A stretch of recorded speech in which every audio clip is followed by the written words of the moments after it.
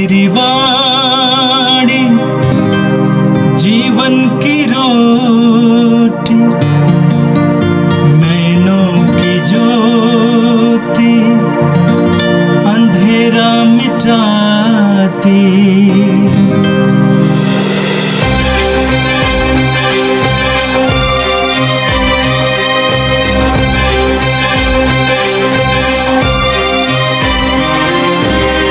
प्रभु तेरी वाणी जीवन की रोटी, नैनों की ज्योति अंधेरा मिटाती। प्रभु तेरी वाणी जीवन की रोटी, नैनों की ज्योति अंधेरा मिटाती।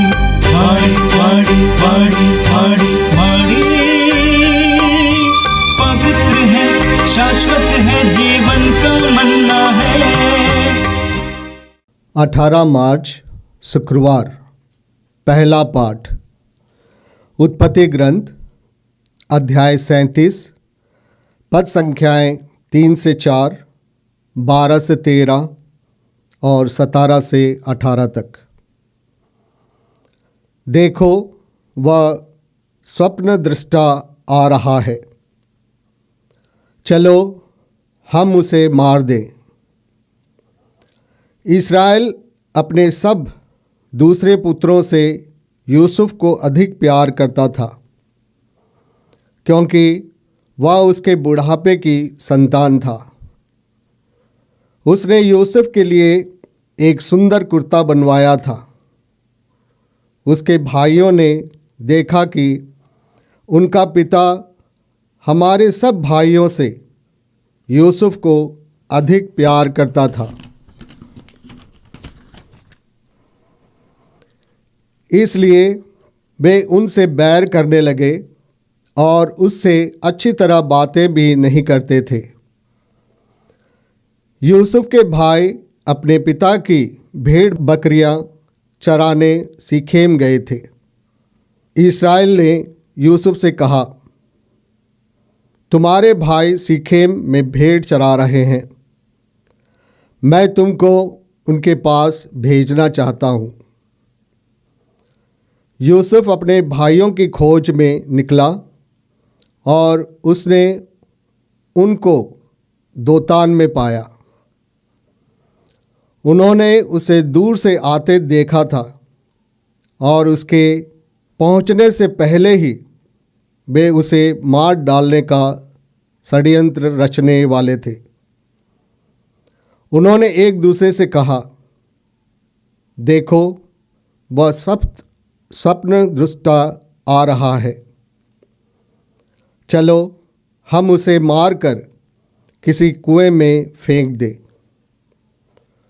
हम यह कहेंगे कि कोई हिंसक पशु उसे खा गया है, तब हम देखेंगे कि उसके स्वप्न उसके किस काम आते हैं। रूबेन यह सुनकर उसे उनके हाथों से बचाने के उद्देश्य से बोला, हम उसकी हत्या ना करें। तब रूबेन ने फिर कहा, तुम उसका रक्त नहीं बहाओगे, उसे मरुभूमि में कुएं में फेंक दो, किंतु उस पर हाथ मत लगाओ। वह उसे उनके हाथों से बचाकर पिता के पास पहुंचा देना चाहते था। इसलिए जो ही यूसुफ अपने भाइयों के पास पहुंचा, उन्होंने उसका सुंदर कुर्ता उतारा और उसे पकड़कर कुएं में फेंक दिया। वह कुआं सूखा हुआ था, उसमें पानी नहीं था। इसके बाद वे बैठकर भोजन करने लगे। उन्होंने आंखें ऊपर उठाकर देखा, इस्राएलियों का एक कारवां गिलाद से आ रहा है। वे ऊँटों पर गोंद, बलसा और गंधरस लदे हुए मिस्र देश जा रहे थे। तब यूदा ने अपने भाइयों से कहा, अपने भाई को मारने और उसका रक्त छिपाने से हमें क्या लाभ होगा। आओ हम उसे इस्राएलियों के हाथ बेच दें और उस पर हाथ नहीं लगाएं, क्योंकि वह तो हमारा भाई और हमारा रक्त संबंधी है। उसके भाइयों ने उसकी बात मान ली। उस समय मिद्यानी व्यापारी उधर से निकले।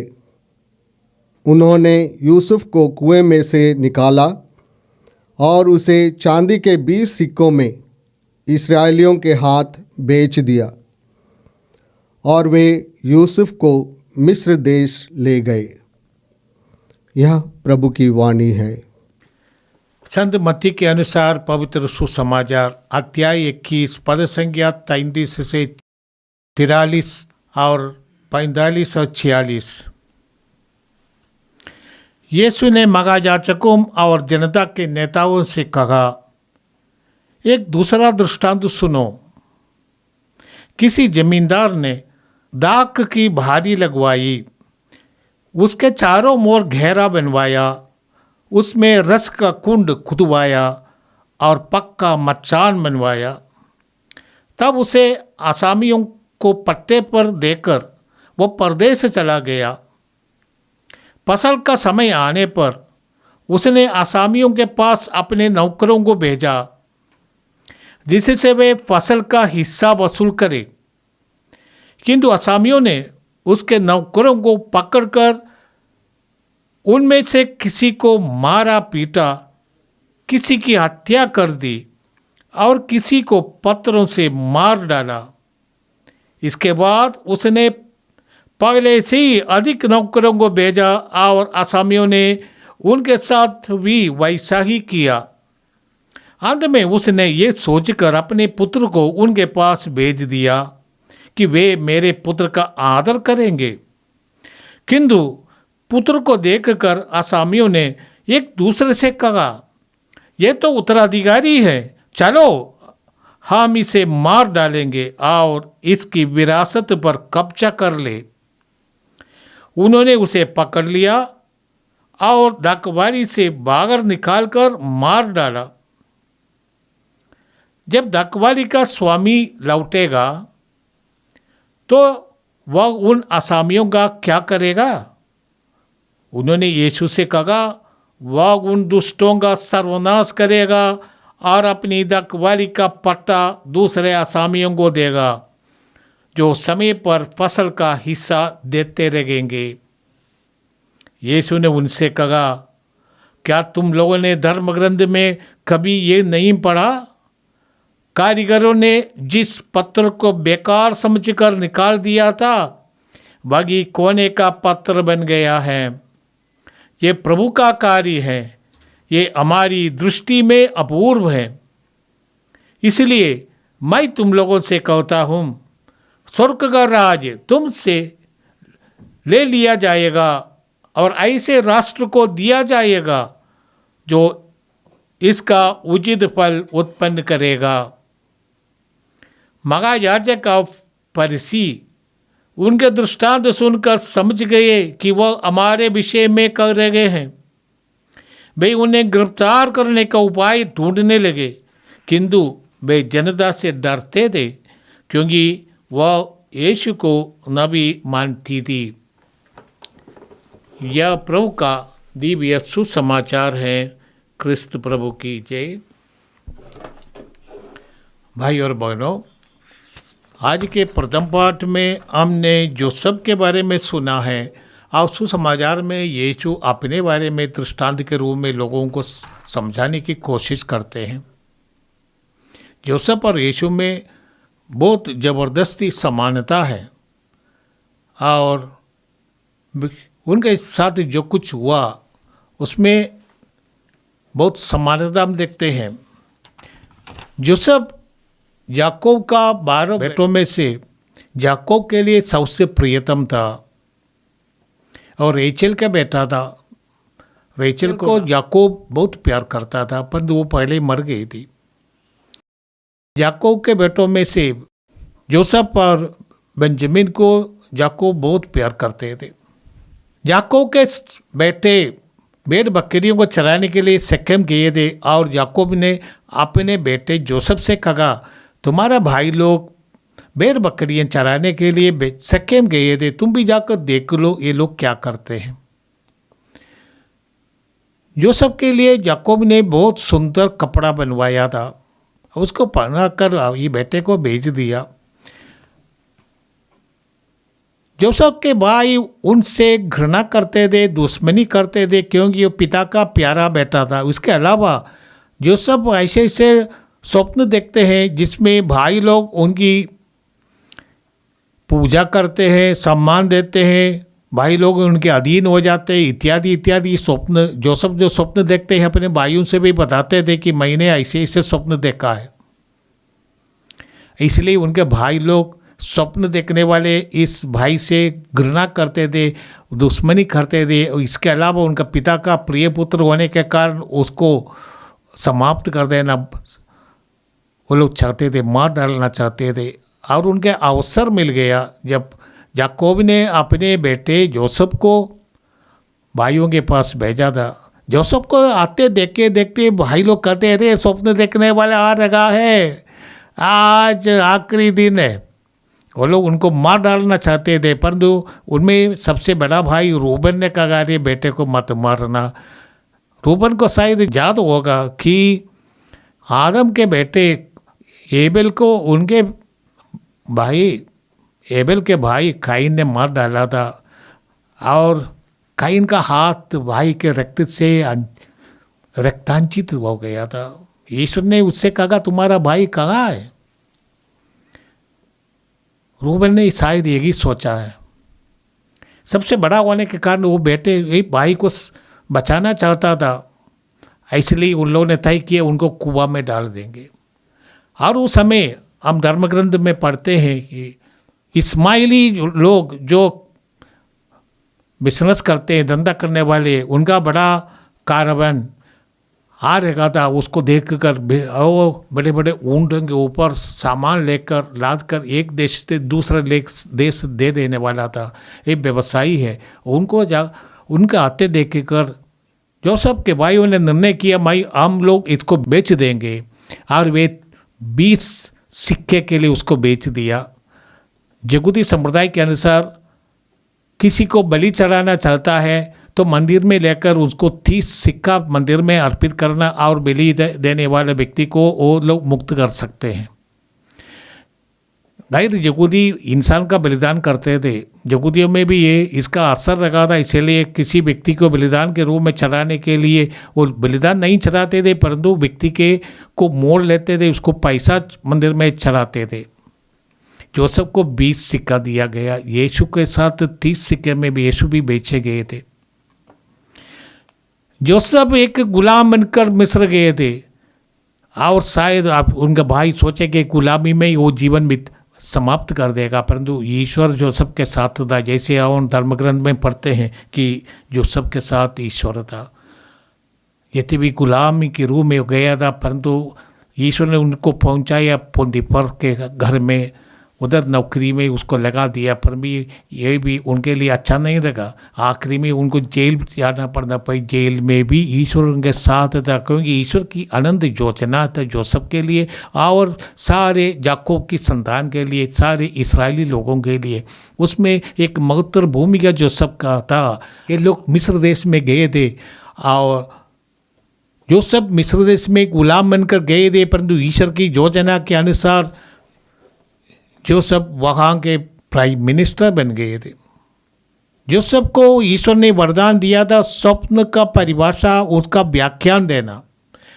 और ये व्याख्यान देने का, स्वप्न देखना, स्वप्न का व्याख्यान देने का एक वरदान था। आत्मा का अभिषेक उनको प्राप्त था। इसके माध्यम से उसने फरौन की कई स्वप्नों का मतलब उनको समझाया। और हम जानते हैं कि जोसेफ को इस कारण बहुत बड़े जिम्मेदारी दी गई। और जो कोई आते थे, ये फरौन कहते ईते आदि जोसेफ के पास जाओ, वो आपका सभी समस्याओं का समाधान देगा। यीशु ने आज इस यहूदियों को एक दृष्टांत सुनाया। आज के सुसमाचार में हम सुनते हैं कि यीशु ने यहूदियों को इस दृष्टांत सुनाया फरीसी और शास्त्री और पुरोहितगण, उनको यीशु ने इस दृष्टांत सुनाया। और इस दृष्टांत एक रूपक है, एलेगरी है, एक अन्योक्ति। इस केवल एक दृष्टांत नहीं है, इसमें गहरा अर्थ छिपा हुआ है। और हम जानते हैं कि यीशु ने जो दृष्टांत सुनाया था वो इसराइल के बारे में है, यीशु के ही बारे में है। इसराइल ईश्वर द्वारा चुनी हुई जनता थी। ईश्वर ने उसको मिस्र देश से लाया, एक द्राक्ष लद्दाख के रूप में समझा था। इसराइल को एक दाखबारी के रूप में यीशु दृष्टांत के माध्यम से इसराइलियों के सामने प्रस्तुत करते हैं। और यीशु ने उनसे कहा कि किसी जमींदार के एक दाखबारी थी और दाखबारी के चारों ओर उसने घेरा बनाया उनकी सुरक्षा के लिए, और उसके अंदर एक रस का कुंड खुदवाया, चक्की बनवाया ताकि ये दाख रस से रस निकालेंगे, और इसके एक मचान बनाया। सब कुछ सुरक्षित रहा, परंतु इस दाखबारी ने अच्छा फल नहीं दिया, ये गंदगी का फल दिया। इसराइल की जनता ये दाखबारी है, और जिसने ईश्वर ने उनसे प्रतीक्षा किया था नैतिकता का पराकाष्ठा और सब जनता के लिए एक नमूना, सभी राष्ट्रों के लिए एक दीपक ज्योति बनकर ये राष्ट्र रहेगा, परंतु ये राष्ट्र का जो इस फल रखा था ये बेईमानी का फल रखा था, पाप का फल रखा था, मूर्ति पूजा का फल रखा था, हर प्रकार की नैतिकता का फल रखा था, खट्टे फल रखा था। इसलिए ईश्वर ने अब उसका सर्वनाश करने का निश्चय किया। इस आज के दृष्टांत में हम सुनते हैं कि ईश्वर ने सबसे पहले फसल का समय आने पर, हमने आज सुन के सुसमाचार में सुना है कि ये वो मालिक ने आसामियों के पास अपने नौकरों को भेजा थी ताकि वे फसल का हिस्सा वसूल करें। आसामियों ने नौकरों को आते देखकर सोचा कि हम लोग इसको समाप्त कर देंगे। इन नौकरों को पकड़ कर मार दिया। और इसके बाद मालिक ने सोचा कि मैं अपने पुत्र को भेजूंगा। आखिरी में पुत्र को भेजा। जब पुत्र आए तब आसामियों ने पुत्र को पकड़कर उनको बाहर करके मार दिया। प्रभु यीशु इस दृष्टांत के द्वारा यहूदियों को हमारे सामने प्रस्तुत करते हैं। यहूदी राष्ट्र ईश्वर का प्रिय राष्ट्र था और ईश्वर ने उसकी सुरक्षा में सब कुछ किया था। यो दाखबारी का मालिक ईश्वर है और जो आसामी हैं वो इस्राएल की देखभाल करने वाले लोग, विशेष करके उनका पुरोहित लोग, उनके फरीसी शास्त्री, नेतृत्व करने वाले लोग, और मालिक ने जो सेवकों को भेजा था वे नबी लोग जो बार बार प्रभु ईश्वर भेजते रहे थे उनको सही रास्ता दिखाने के लिए, और आखिर में अपने पुत्र यीशु मसीह को भेजा और यहूदी ने उसको पकड़कर उनकी हत्या कर दी।